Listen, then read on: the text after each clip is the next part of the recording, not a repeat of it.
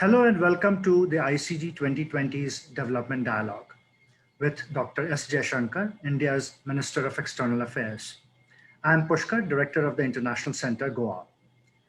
Today's discussion with Dr. Jaishankar is organized around his book, The India Way, Strategies for an Uncertain World.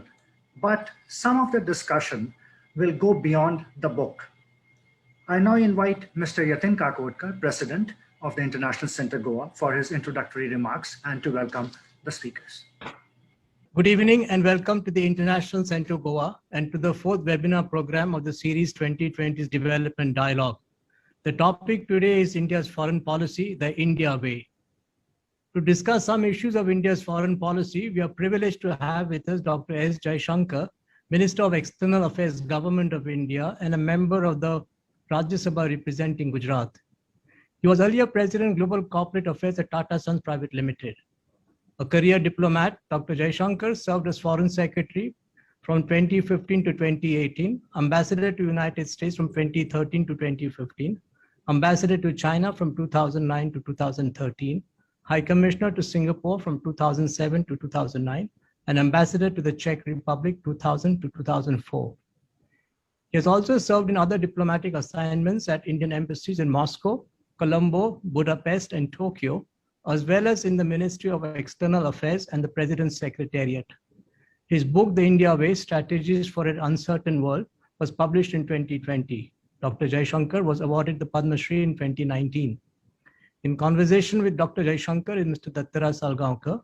Mr. Salgaocar is the chairman of the Goa-based VM Salgaocar Corporation Private Limited, with a presence in hospitality, real estate, and private equity. He's passionate about education and the arts, and his foundation runs schools and colleges in Goa. He's a production engineer from VJTI Bombay University and an MBA from Wharton Business School. He's a founder member of ICG, Vice President of ICG, and chairs the ICG Programs Committee. Before we start the session today, I'm pleased to announce that our next webinar program will be held in the second half of April, which is next month, and will feature India's foremost lawyer, Mr. Harish Salve. I now hand over the session to Mr. Salgaocar, and I hope you find it interesting. Thank you. Thank you, Yatin. And once again, I warmly welcome Dr. Jaishankar. Thank you, sir, for giving us the privilege of your precious time, despite an extremely busy schedule. I shall dive straight in. To begin with, Dr. Jaishankar, tell us the story of starting with your childhood. How did you become interested in foreign services, and tell us about your journey in becoming the External Affairs Minister? Well, look, if you want to hear the story of my childhood, I think you have to budget more than 1 hour. But seriously, I grew up in a household where foreign relations, politics were very strong themes in everyday life. My father was in the government, very active in these fields.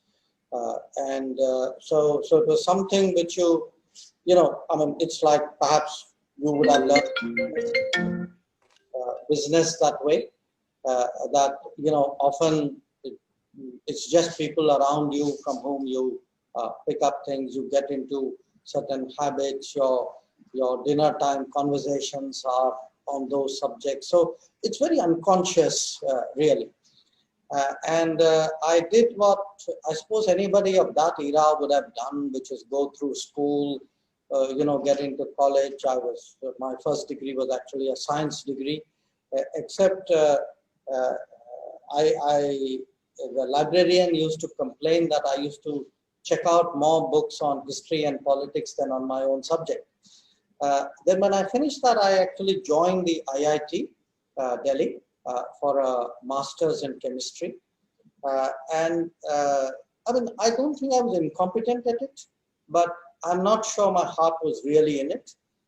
So I got completely by accident interested in an institution next door, which is called JNU, where fortunately that year, due to famous traditional strikes in JNU, admissions were late. So although I joined IIT, the admissions in JNU were not done. So I actually left IIT after a few weeks and joined JNU for a master's in political science. And I was really, I mean, it was for me a different world because, and this is a sort of a free life advice I offer to everybody, which is if you make a profession of what you like, it's very easy. You know, you really enjoy doing, you know, I'd read my course books for entertainment, I mean, for interest. So I had you know, I suddenly found, frankly, it was easier to get good grades and do well because you were interested in what you were doing. My initial, you know, I think intention, I mean, look, when you are in your late teens, I don't know how much thought you've really given to the future. So you sort of went along, coasted along in life without too much thought about where you're going. I was actually headed out to Australia for a PhD, and I have an elder brother. He joined the government, he sort of, to some extent, I think, influenced the idea that, you know, why don't you also look at sitting for the UPSC exam. I wouldn't have really done it had it not been for him, and quite honestly, I can say I even used some of his notes and preparations to do that. And I think my father very subtly encouraged it because he was in the government himself. So that's really how I ended up in the Foreign Service. But after 41 years in the Foreign Service, I think the transition to being a minister, that was something which was out of the blue. You know, it had not even crossed my mind. I retired and joined the corporate sector. It was always something, one part of me was always interested in that. I must say I had a great time. I would have, it was something, it was for me like almost starting afresh, you know, something else, something new, you know, great learnings there. Again, you're very fired up because it was every day was a very novel day. Then after I'd done about a year of it, the election started. That after the elections, the opportunity came to enter politics and become a minister. And you know, it was a great privilege.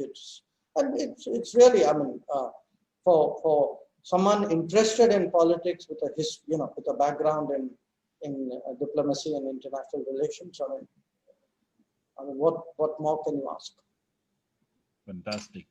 Just as a supplementary, could you share with us who in your childhood and later days influenced you and the values you imbibed along the way? Because they reflect a lot in your book, India Way.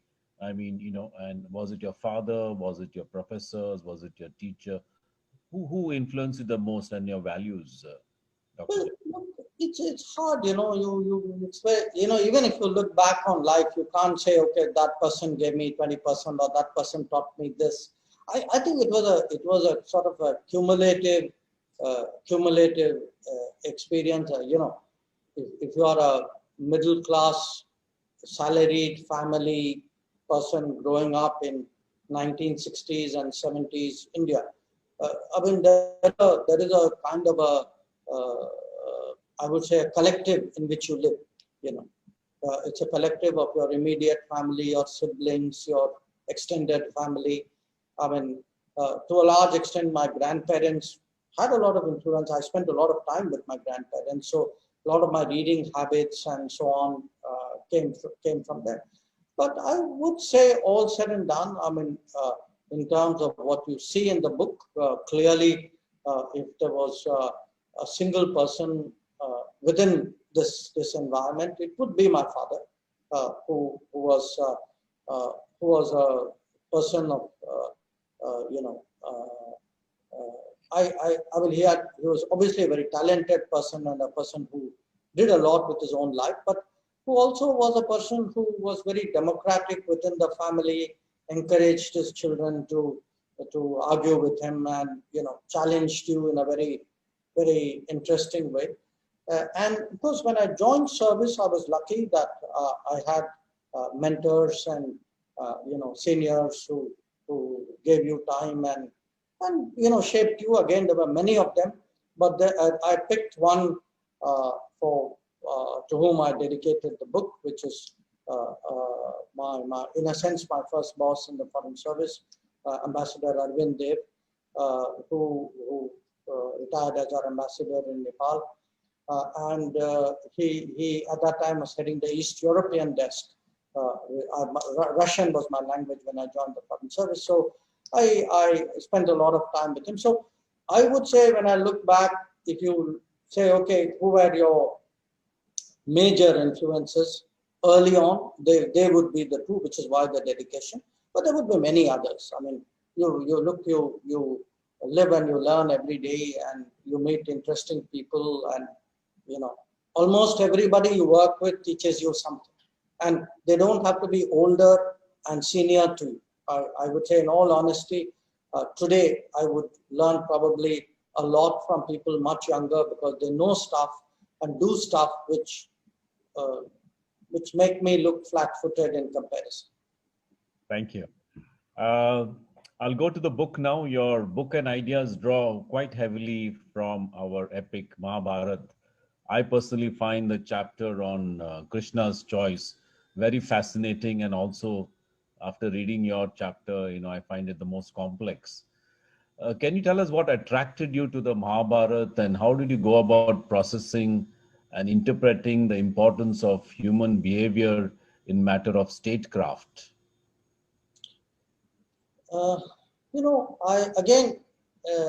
It was something which grew over time. It grew over time because I must have first read the Mahabharata probably before I was 10. I mean, I can't put a date to it. I first read, I read it in English. There was a abridged version of it by Rajaji, C. Rajgopalachari. He had both a Mahabharata and a Ramayana, which were, about maybe 150, 200 pages, very, very readable, very easy to understand. It wasn't, my brothers and sisters also read it, so did my cousins. So often, in fact, when we were in our early teens, we would even give people code names. We're talking about other people using names out of the Mahabharata. And as I got into political science and, international relations, I then, from being an interesting fable, okay, from being an epic, from being something which is a kind of a history, you then started looking at it much more in terms of politics and behavior of states.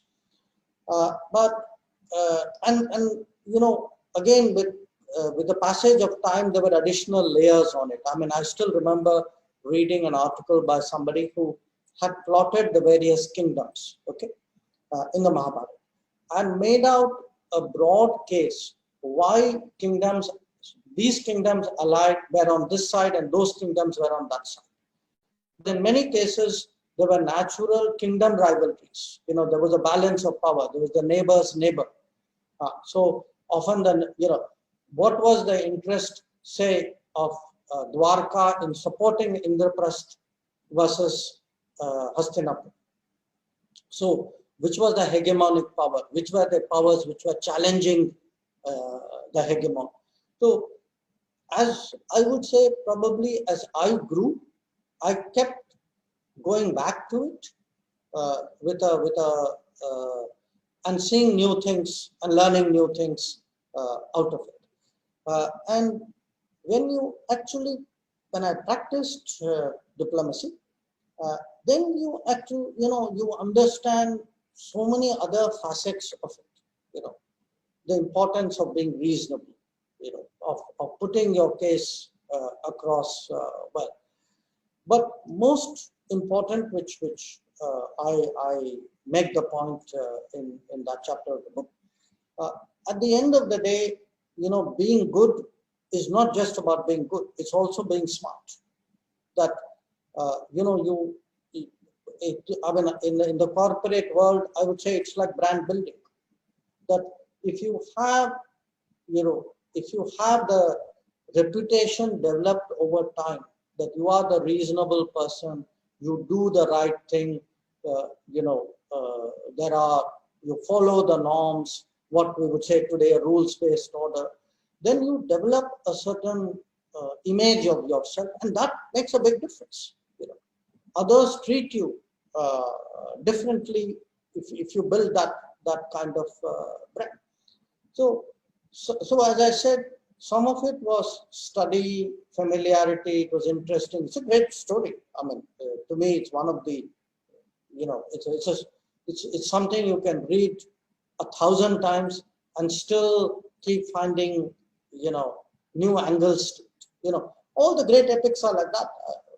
But again, the reason I put it in this book was, one, to me, as a rising power today in India, it's important for Indians to know what they themselves are, what is their heritage, what is their culture, what is their tradition.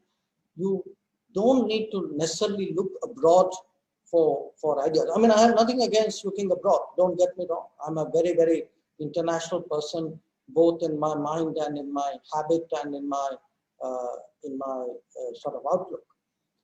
But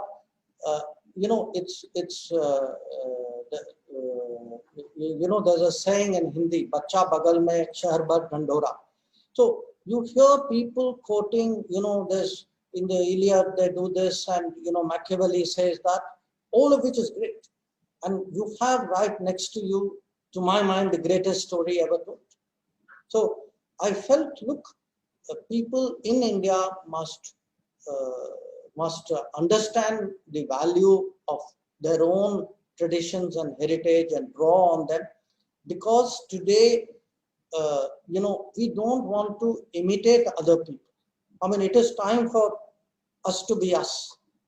And for us to be us, we must, as I say, our lexicon, our heritage, our tradition, our thought process. So, this, the term today we use in governance, politics, and society, Atmanirbhar Bharat. Well, when you say Atmanirbhar, it is not an economic term. It is, at the end of the day, a thought process. So this was my expression, shall I say, or my experiment with that Atmanirbharta and that book.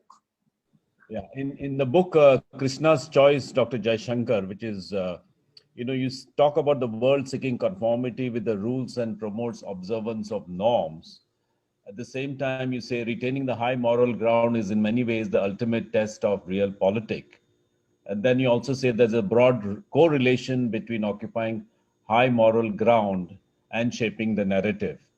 So, in that way, is the high moral ground primarily responsible for shaping the narrative, or is there any other way for India?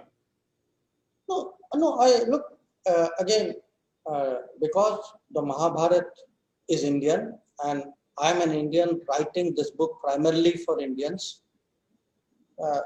What you say, your question, is it for India, is a reasonable question, but it doesn't have to be for India. I mean, a lot of the lessons of Mahabharata can apply to other countries as well. Certainly, the proposition that, say the point, one of the points I make is, I'm not naive. Okay, I wouldn't have survived in my profession if I was. I'm not hypocritical. I'm not saying stuff which you say, I mean, come on, it can't be serious. I actually make a morality point in realism, that you should be good, you should be right, you should be perceived to be good, to be moral, because in the real world, that actually helps you. You know, I mean, if you are a company, you would surely like to be known. You are a company. You would surely like to be known as a, you know, look, okay, these are the Salgaocars. Okay, they stand for something. When you do business with them, it means something. As you say, my word is as good a bond. So that kind of reputation, branding, standing, that is what a lot of really politics, both domestic politics, personal politics, and international politics is about. That you would finally say, you know, this person or this country, I trust him. You know, if he says so, that is so.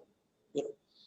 And why I say that is a lot of other traditions and accounts of politics, they focus a lot on outcomes and basically how you kind of play around with the rules and take shortcuts and deceive, and there is a premium put on deception. Okay, you know, you are smart because you fool the others. Now, my point is, okay, that works up to a point, but if you become a serial, shall I say, a deviator from the norms and rules, at some stage, people are going to figure it out. So I would say, I mean, the point I make about the Pandavas is, look, they spent their whole life building brand. At the end of the day, finally, it's not like they didn't do bad things or they didn't do things which were not ethically or conventionally or morally correct. I mean, they did, and I've listed up many of them. You know, but if you see, whether it was the killing of Dronacharya or whether it was the killing of Karna, Dronacharya was, killed when he had put down his weapons. Bhishma was killed by putting a woman up front, so that knowing that he wouldn't shoot back. Karna was killed by digging out a chariot wheel from the ground. So it's not that they didn't do this; they did it in extremis. And at the end of the day, I mean, even Duryodhan was killed by being hit below the belt. But at the end of the day, because the record was good, they were seen as the more ethical party. The deviations, people said, okay, well, look, sometimes, people do these things. Whereas if you actually make that a practice, you don't get that latitude. The world will not give you the same degree of understanding. So that's why I say, being morally good, ethically good, definitely has its own value, but it's also the smarter way of doing politics. And I do think today in international relations, in today's international relations, I think if you build a reputation as a helpful country, as someone who will stand up for others, who will go out of their way, who if they say will do something, will do something. So I do think those matter. So when we conduct foreign policy today, I mean, right now, for example, we're all going through COVID and vaccines. I think for a country like ours to say, okay, look, I'm vaccinating my people, but I'll also help others who may not have access to vaccines. I think it's good. It's also smart. Yeah. Thank you, Dr. Jaishankar. Very interesting.